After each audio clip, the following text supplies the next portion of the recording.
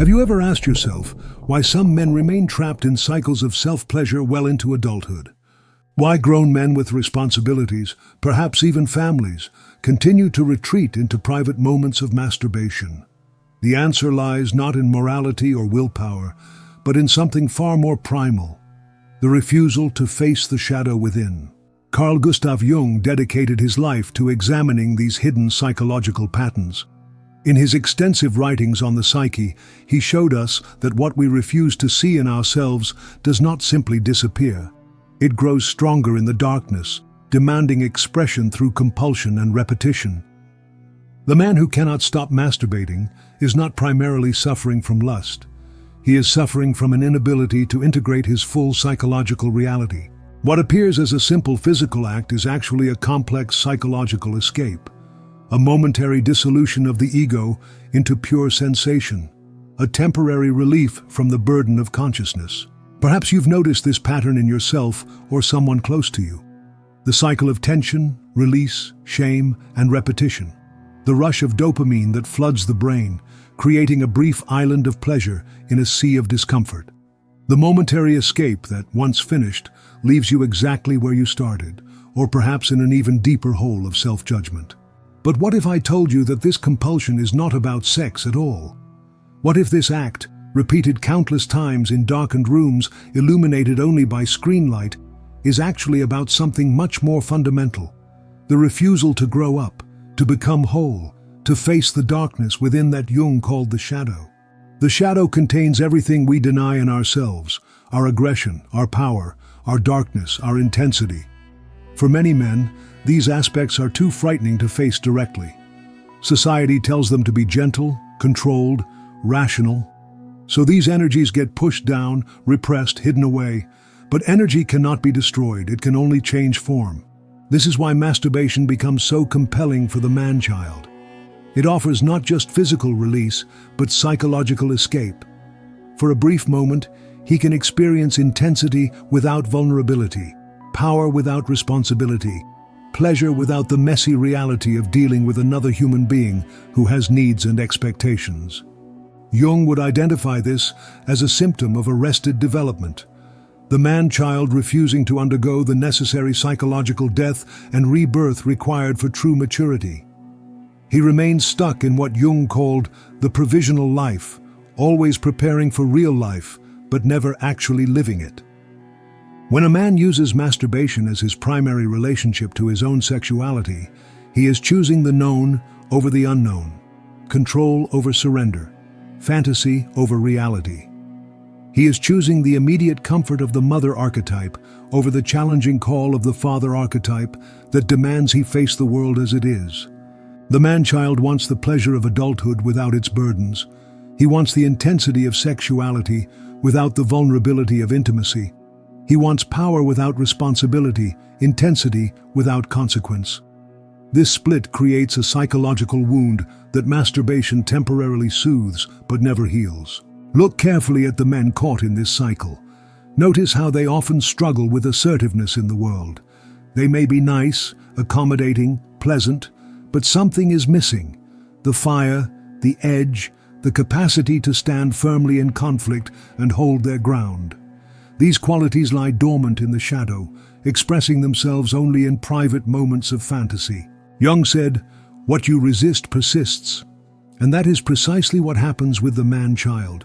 The more he tries to avoid his own darkness, his own power, his own aggressive instincts, the more they demand expression through compulsive behavior patterns that provide temporary relief but no real resolution. The tragedy is that what the man-child seeks, a sense of wholeness, power, and aliveness, is actually available to him, but not through the path he has chosen. These qualities can only be found through the painful process Jung called individuation, facing the shadow, integrating the disowned parts of the self, and becoming whole. This process requires courage. It means looking at what lies beneath the compulsion. What emotions arise just before the urge to masturbate? Loneliness, anger, emptiness, powerlessness? These are the real issues that need attention, not the sexual urge itself, which is merely the body's attempt to self-regulate these uncomfortable psychological states. If you are a man caught in this cycle, know that you are not alone. Your compulsion is not a moral failure, but a psychological strategy. A misguided but understandable attempt to meet legitimate needs for intensity, power, and escape from the demands of consciousness. The problem is not that you have these needs, the problem is the way you're trying to meet them. The first step toward change is awareness. Notice the pattern without judgment. When does the urge arise? What emotional state precedes it? What are you trying to escape from? This is not about shaming yourself, but about understanding the function this behavior serves in your psychological economy. Jung believed that neurosis, any compulsive pattern, was an attempt at self-cure that didn't quite succeed. Your psyche is trying to heal itself, but it's stuck in a loop. The way out is not through repression or willpower, but through consciousness and integration. The man-child must face what he fears most: his own power, his own darkness, his own capacity for aggression and intensity. He must learn that these qualities, when consciously integrated, don't make him dangerous. They make him whole. They don't alienate him from others. They allow him to connect more authentically. This is the heart of Jung's message. Wholeness comes not from perfection, but from integration, not from avoiding the shadow, but from making it conscious. The parts of yourself you've disowned are precisely the parts you need to become complete. The next time you feel the compulsive urge to retreat into masturbation, pause. Breathe. Ask yourself, what am I feeling right now? What am I trying to escape from? What do I really need in this moment? The answer may surprise you. It may have nothing to do with sex and everything to do with power, connection, or simply being seen. The path beyond compulsion is not paved with shame or rigid control. It's paved with curiosity, compassion, and the courage to face what lies beneath. It's about learning to meet your needs more directly, to channel your energy more consciously, to find healthy expressions for the power and intensity you've been trying to discharge through masturbation. Jung saw that we become neurotic when we deny essential parts of ourselves. The man-child's compulsive masturbation is a symptom of this denial. The cure is not in fighting the symptom, but in addressing the underlying split, bringing the shadow into consciousness, integrating the disowned aspects of the self, and finding more direct ways to express power, intensity, and desire. This process is not easy. It requires facing uncomfortable truths about yourself. It may mean acknowledging rage you've been afraid to own, assertiveness you've been afraid to express, desires you've been afraid to acknowledge. But on the other side of this discomfort lies freedom. Not the false freedom of fantasy, but the true freedom of authenticity. The goal is not to stop masturbating. The goal is to stop needing masturbation as a psychological escape hatch. When sexuality becomes an expression of your wholeness rather than a compensation for your fragmentation, masturbation takes its proper place as one aspect of sexuality, not its centerpiece. For the man-child, masturbation is often his primary relationship to his own sexuality. For the mature man, it's just one option among many, chosen consciously rather than compulsively, an expression of abundance rather than lack. Jung would tell the man-child that his healing lies not in fighting his urges, but in understanding them, seeing them as signposts pointing to the disowned parts of himself that are crying out for integration. The compulsion is not the enemy. It's a misguided ally, trying to tell him something important about what he needs. The path forward is not about becoming someone different. It's about becoming more fully who you already are. It's about reclaiming the parts of yourself you've pushed into shadow and learning to express them consciously rather than compulsively. It's about growing up, not by abandoning your desires, but by owning them fully. If this speaks to you, if you recognize yourself in these patterns, know that change is possible. Not through willpower or self-punishment, but through awareness, compassion, and the gradual integration of the disowned parts of yourself. Jung called this process individuation, becoming the unique individual you were meant to be. The journey begins with a simple act of courage, looking beneath the compulsion to see what's really driving it. What are you running from? What are you afraid to face? What parts of yourself have you disowned? These questions, asked with genuine curiosity rather than judgment, open the door to healing. You might discover that what you've been seeking through masturbation, a sense of power, intensity, aliveness, has been within you all along, waiting to be acknowledged and expressed in more direct, conscious ways. You might find that as you integrate these disowned aspects of yourself, the compulsive need for escape diminishes naturally. This is not about denying your sexuality, but about claiming it fully, integrating it with the rest of your personality rather than keeping it split off in a shadow world of fantasy and compulsion. It's about bringing your sexual energy into relationship with your values, your goals, your relationships, making it an integrated part of who you are rather than a compartmentalized escape from who you are. Jung believed that the psyche naturally moves toward wholeness if we get out of its way. Your compulsion, viewed from this perspective, is not a sign of moral failure, but of psychological wisdom. Your psyche trying to get your attention, to show you what needs healing, to point you toward the parts of yourself you've disowned. The man-child masturbates compulsively because he's afraid of his own power, his own darkness, his own intensity. The mature man has made friends with these aspects of himself. He can express them directly, consciously, in appropriate contexts. He doesn't need the escape of masturbation because he's no longer running from himself.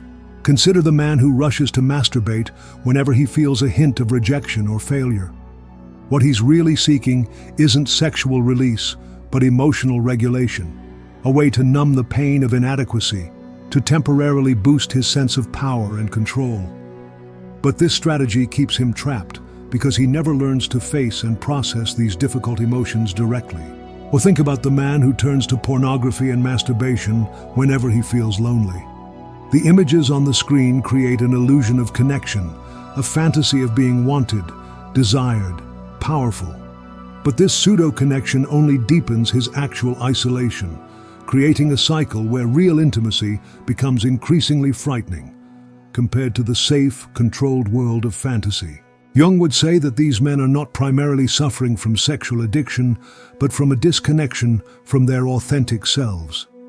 They have lost touch with their internal compass, their sense of meaning and purpose. Masturbation becomes a substitute for the genuine vitality and aliveness they crave, but don't know how to create in their actual lives. The man-child is often outwardly successful. He may have a good job, nice possessions, even a family. But inwardly, he feels hollow, disconnected, as if he's playing a role rather than living from his center. His compulsive masturbation is both a symptom of this disconnection and an attempt to feel something, anything, that might fill the void. What makes this pattern so difficult to break is that it works, at least in the short term. Masturbation does provide temporary relief from anxiety, loneliness, and feelings of inadequacy. It does create a brief sensation of power and control. The problem is that it also prevents the man from finding more lasting, authentic solutions to these underlying issues. Jung would invite the man-child to see his compulsion not as something to be ashamed of, but as a message from his psyche, pointing toward what needs attention and healing. The urge to masturbate becomes a kind of internal alarm system, alerting him to emotional states he's been avoiding or denying. This shift in perspective, from seeing the compulsion as a moral failing to seeing it as a psychological signal, is crucial. It moves the man from shame, which keeps him stuck, to curiosity, which opens the door to change. It allows him to ask not, "What's wrong with me?" but "What is my psyche trying to tell me?" The path beyond compulsive masturbation is not about suppression, but about expansion. Expanding awareness, expanding emotional range, expanding the ability to tolerate discomfort without immediately seeking escape. It's about developing a more conscious, intentional relationship with one's sexuality and one's emotional life. This expansion begins with simple awareness. The man learns to notice the urge to masturbate without immediately acting on it. He becomes curious about what preceded the urge, what emotions, what situations, what internal states. He starts to see patterns, connections between his emotional life and his compulsive behavior. As this awareness grows, the man begins to have choices where before there seemed to be only automatic reaction. He can pause, breathe, reflect. He can ask himself what he really needs in this moment, and whether masturbation will truly meet that need, or just temporarily mask it. Sometimes, he'll still choose to masturbate. But increasingly, he'll find other options. Reaching out to a friend when he's lonely, expressing himself assertively when he's feeling powerless, sitting with difficult emotions rather than immediately trying to escape them. Gradually, masturbation becomes a choice rather than a compulsion, one option among many rather than the only solution he knows.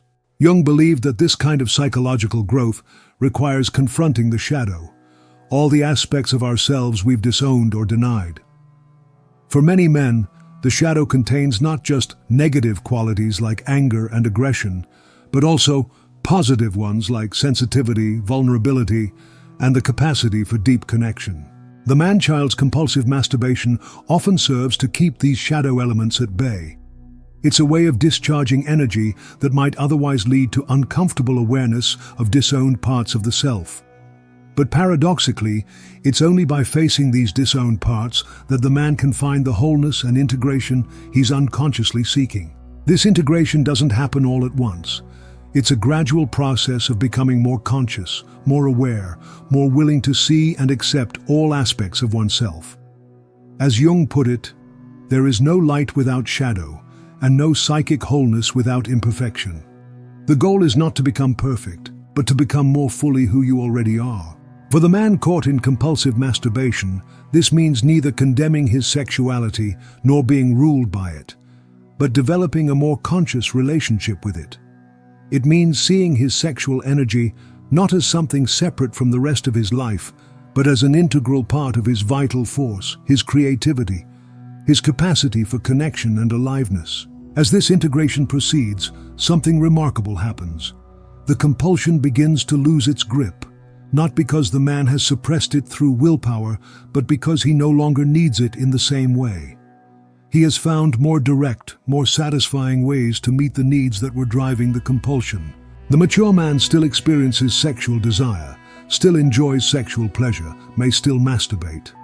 But his sexuality is no longer split off from the rest of his personality, no longer primarily a means of escape or self-regulation. It has become an expression of his wholeness rather than a compensation for his fragmentation. Jung would see this transformation not as the victory of the higher self over the lower, but as the integration of all aspects of the self into a more coherent, authentic whole. The man hasn't transcended his sexuality. He has integrated it. He hasn't conquered his shadow. He has befriended it. This is the promise of Jung's psychology. Not that we can eliminate our negative aspects, but that we can bring them into conscious relationship with the rest of our personality. Not that we can become perfect, but that we can become whole, fully human, fully alive, fully ourselves. For the man-child caught in compulsive masturbation, this wholeness begins with a simple act of attention, noticing the pattern, becoming curious about it, seeing it not as something to fight, but as something to understand. From this attention, awareness grows, and from awareness, the possibility of change. The journey is not linear. There will be setbacks, regressions, moments of falling back into old patterns. But with each cycle, the man gains more awareness, more understanding, more capacity to choose rather than simply react. Gradually, the compulsion loosens its grip, not because it has been suppressed, but because it has been understood and integrated. This is the essence of Jung's approach to psychological healing, making the unconscious conscious, bringing light to the shadow, integrating the disowned parts of the self. It's not about becoming someone different, but about becoming more fully who you already are. Not by rejecting any part of yourself, but by embracing all parts in conscious relationship. For the man struggling with compulsive masturbation, this means neither condemning his sexuality nor being ruled by it, but developing a more conscious, intentional relationship with it. It means seeing his sexual energy not as something to fear or suppress, but as a vital force that, when integrated with the rest of his personality, contributes to his wholeness and aliveness. The path is not easy. It requires courage, honesty, a willingness to face uncomfortable truths about oneself. But the alternative, remaining caught in compulsive cycles of temporary escape, is ultimately more painful. As Jung put it, There is no coming to consciousness without pain. But on the other side of that pain lies the possibility of genuine freedom and wholeness. If you recognize yourself in these patterns, know that you are not alone, not broken, not beyond hope. Your compulsion is not a sign of moral failure, but of a psyche seeking wholeness in the only way it knows how. With awareness, compassion, and the willingness to look beneath the surface, you can begin to transform this unconscious striving into conscious growth. The journey begins with a simple question, asked with genuine curiosity rather than judgment. What is my compulsion trying to tell me? What need am I trying to meet? What aspect of myself am I afraid to face directly? In the answers to these questions lies the path to greater wholeness, greater freedom, and a more authentic relationship with your sexuality and yourself. Remember Jung's words, "The only way out is through. Not through fighting your compulsion, not through shaming yourself, but through understanding what drives it, seeing what it's trying to tell you, and gradually finding more direct, more conscious ways to meet the legitimate needs that underlie it." This is the wisdom Jung offers to the man-child. Your compulsion is not your enemy. It's a misguided ally, trying to help you in the only way it knows how. Your task is not to defeat it, but to understand it, to see what it's pointing toward, to find the wholeness and integration it's unconsciously seeking. In this understanding lies the possibility of genuine change, not the forced change of willpower and suppression, which never lasts, but the organic change that comes from greater consciousness, greater integration, greater ability to be present with all aspects of yourself without needing to escape. This is the gift of Jung's psychology. The recognition that healing comes not from becoming someone else, but from becoming more fully who you already are.